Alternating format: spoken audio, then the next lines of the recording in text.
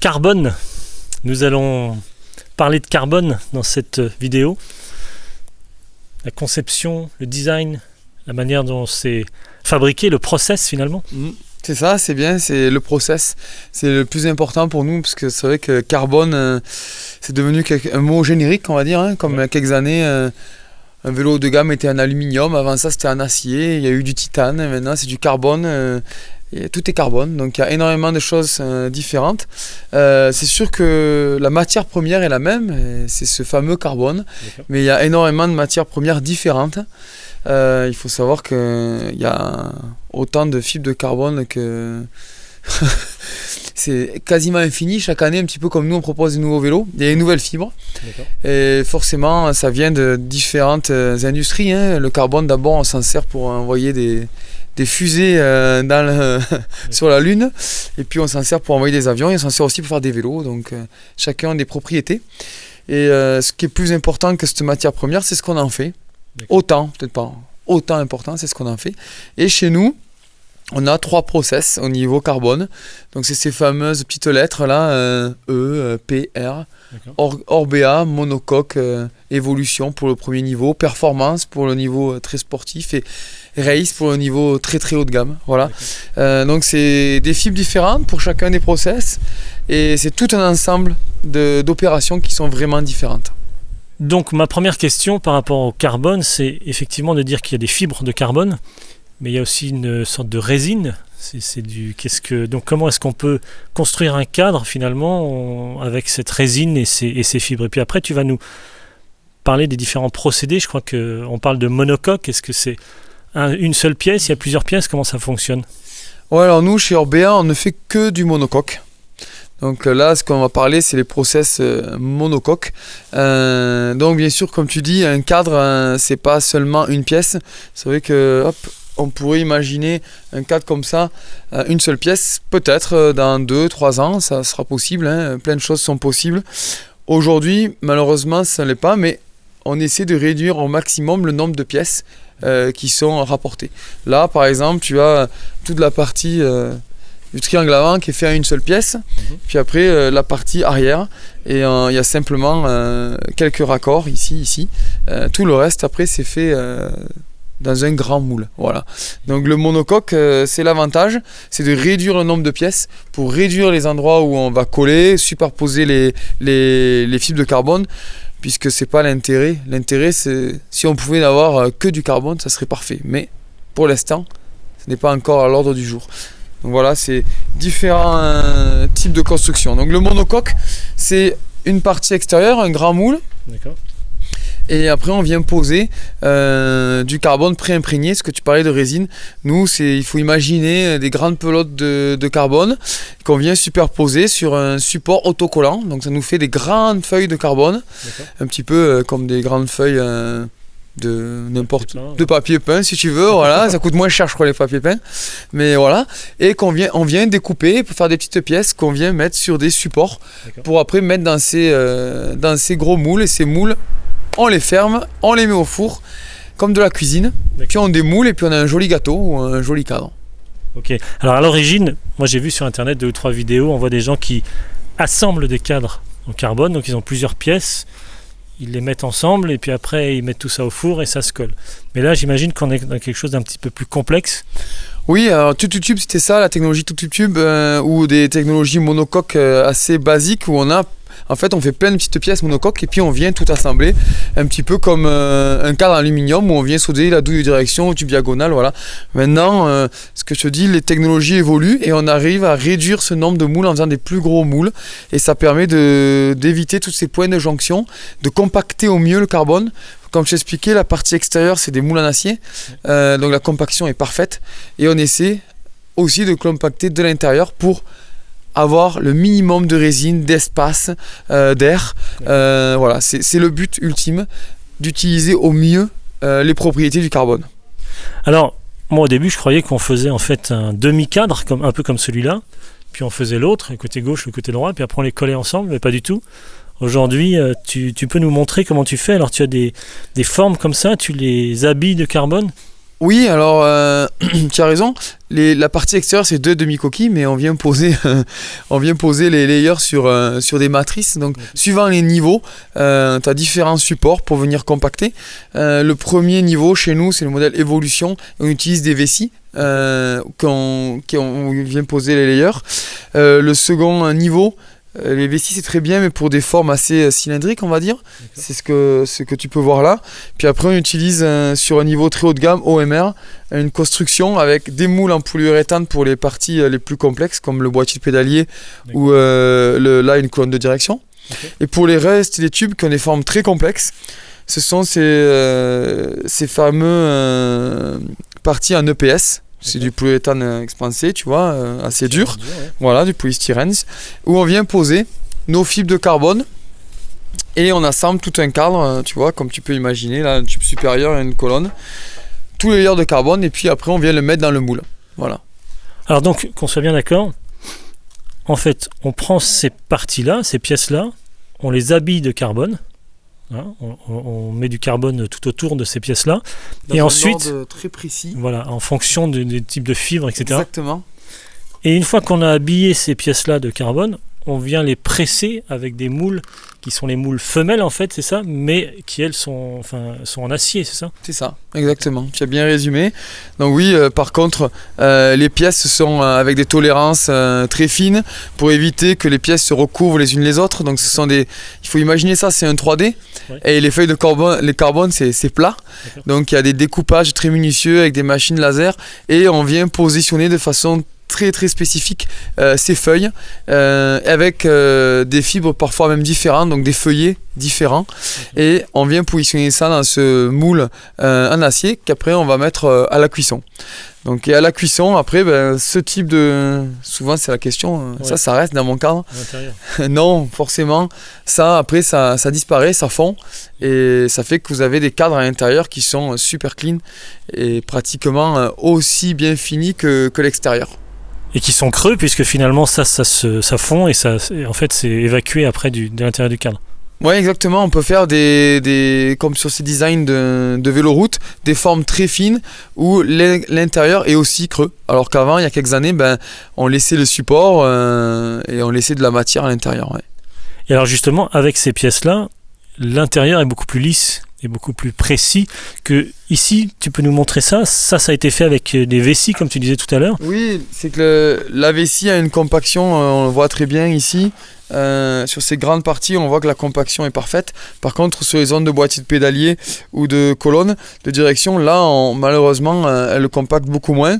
Et on voit des angles, un petit peu de matière superflue, un contrôle des épaisseurs qui est moins parfait qu'un cadre qui est totalement avec technologie EPS du niveau OMR, où là, tu vois l'intérieur...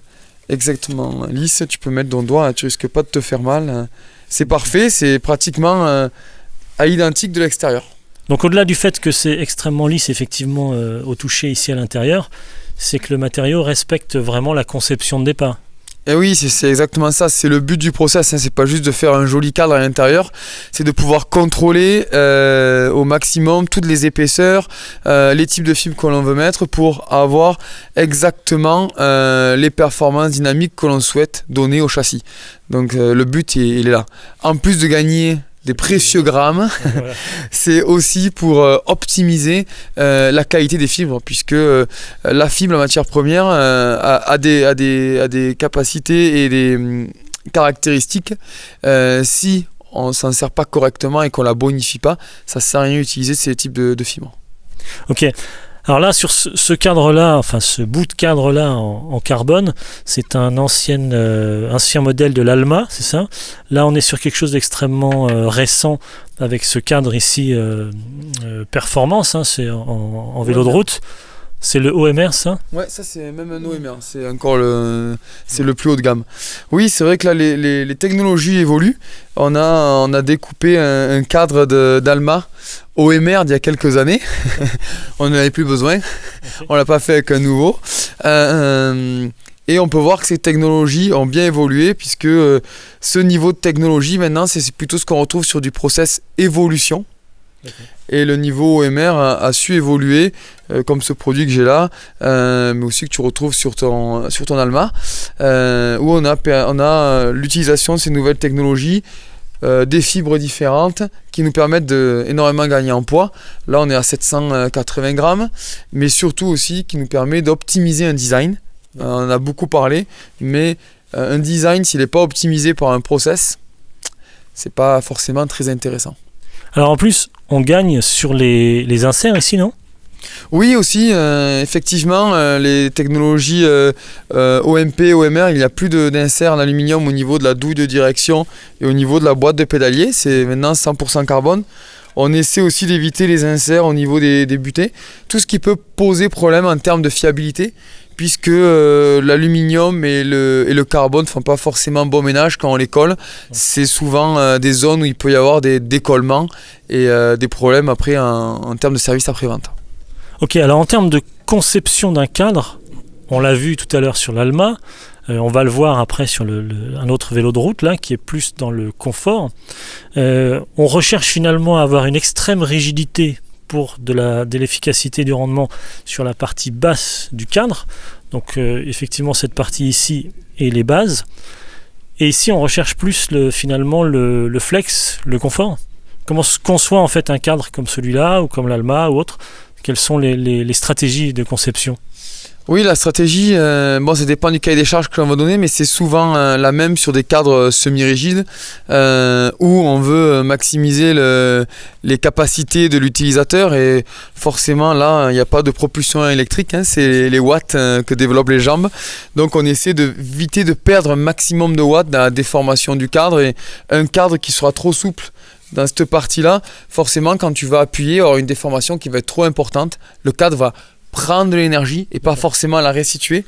Et donc, à l'inverse, quand on a quelque chose où ici, il y a quand même un certain maintien, forcément, quand on va appuyer, on va avoir une restitution de l'énergie. Alors, suivant les modèles, il y a plus ou moins de restitution. Parce que des vélos où il y a très peu de restitution peuvent devenir exigeants. Donc ça, c'est un savant mélange entre souplesse et rigidité. Et la partie supérieure, souvent on essaie qu'elle soit de la plus fine possible en termes de design pour déjà gagner un petit peu de poids. Ça, c'est le nerf de la guerre. Et aussi proposer, suivant les segments, un petit peu de confort. Même ce modèle-là, qui est un modèle compétition, on a quand même fait un design arrière minimaliste avec une TSL en 27.2 et une partie arrière assez ouverte pour quand même qu'il soit un petit peu tolérant, parce que quand on commence à faire des sorties un petit peu élevées à des rythmes soutenus, c'est important de pouvoir garder un petit peu de confort. Ok, alors imaginons qu'on puisse concevoir un cadre de vélo VTT semi-rigide ou route qui soit totalement rigide, qui ne se déforme absolument pas. Là, je pense qu'en termes de rendement, d'efficacité, de motricité, ce serait top. Mais en termes de confort, on tient 3 minutes sur le vélo.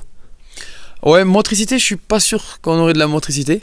Mais par contre, oui. Alors dans des conditions très spécifiques, fermées, on pourrait faire marcher ce type de vélo. Je pense notamment à la piste. D'accord. Par contre, il faut tenir compte aussi que les routes ont un état particulier. Alors en VTT, c'est pire, suivant si on roule sur des terrains roulants, très cassants. Il faut se rendre compte que l'absorption verticale de l'énergie est très importante pour pouvoir continuer à fournir de l'énergie avec les watts. Si vous avez quelque chose qui est totalement bridé, si vous n'avez pas suffisamment de puissance pour rester toujours en haut des impacts, que ce soit sur route ou en VTT, le vélo va s'arrêter puisqu'il va venir freiner dans chacune des parties qui vont arrêter les pneus. À l'inverse, un vélo qui se déforme un petit peu va pouvoir vous aider à continuer à mettre de la puissance malgré qu'il y ait des aspérités. Voilà. Donc ça, c'est vrai sur route, c'est vrai aussi en VTT. Et quand on a encore besoin de plus en VTT, après on a besoin de suspension. C'est pour ça qu'on fait des suspensions. En termes de recherche et développement chez Orbea, est-ce que tu penses qu'on peut aller encore plus loin que ça ? Moi, je trouve que ce produit, ce cadre, que ce soit celui de l'Alma ou celui-là, je pense que c'est assez abouti. Est-ce que tu penses qu'on peut aller encore plus loin ? Et si on va plus loin, justement, dans quelle direction on va aller ? Oui, je pense que ça va continuer à évoluer. Ce qui est bien, c'est que les technologies se démocratisent aussi. Le carbone, c'était ultra élitiste il y a quelques années. D'année en année, grâce au process, aux nouvelles technologies, on arrive à proposer des produits plus performants, que ce soit, on a parlé, en confort, en durabilité, sans forcément exploser son budget. Je pense que là, on va encore continuer à cette voie-là. Et forcément, on sera tiré aussi par le haut de gamme et aussi tiré par le haut niveau, la compétition de haut niveau, qui va nous permettre de trouver encore des solutions pour toujours plus optimiser ce ratio entre la performance et le confort. Voilà, je pense ça va très très vite. Il y a quelques années, là encore... on est estomaqué de voir des cadres maintenant avec des imprimantes 3D en titane. Pourquoi pas imaginer un jour de l'imprimante 3D en carbone. Je suis sûr qu'on se reverra et on reparlera encore d'un nouveau process qui nous aura permis encore d'améliorer nos produits d'ici très peu de temps, c'est sûr. Ok, je te remercie pour ces explications. Et puis maintenant, tu vas me présenter un vélo de route qui est un petit peu plus confortable que celui-là. Ok ?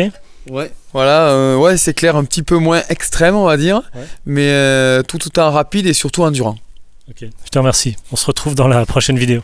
Allez, à de suite.